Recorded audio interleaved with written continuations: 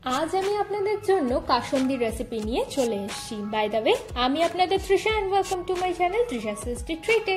আর আজকে আমি বানাবো আম কাসুন্দি। তাহলে চলুন শুরু করা যাক।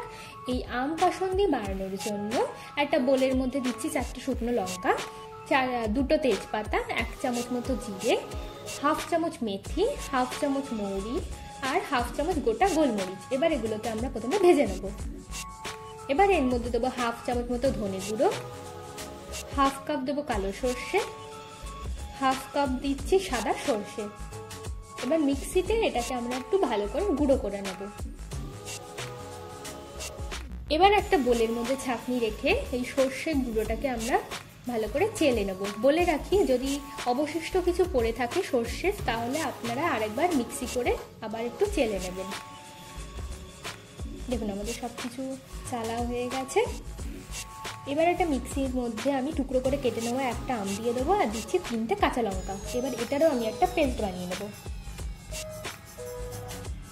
এবার একটা বোলের মধ্যে দিচ্ছি সর্ষের গুঁড়োটা, পেস্ট করে রাখা আমটা আর এই আমের যে বাটি ধোয়া জলটা সেটাও আমি দিয়ে দেবো।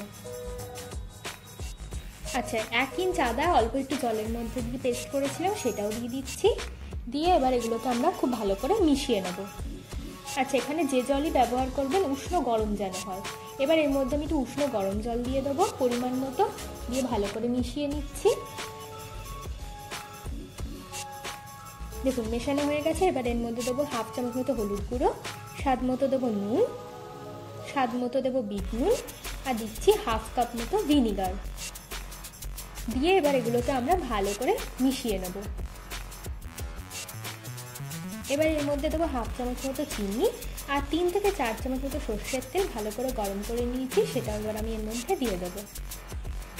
এবার ভালো করে মিশিয়ে নিলেই কিন্তু আমাদের আম কাসুন্দি একদম রেডি। আমার ভিডিওটি যদি আপনাদের ভালো লেগে থাকে তাহলে প্লিজ একটি লাইক করবেন, প্রচুর শেয়ার করবেন। এরকম আরও ভিডিও পেতে আমার চ্যানেলটিকে সাবস্ক্রাইব করবেন।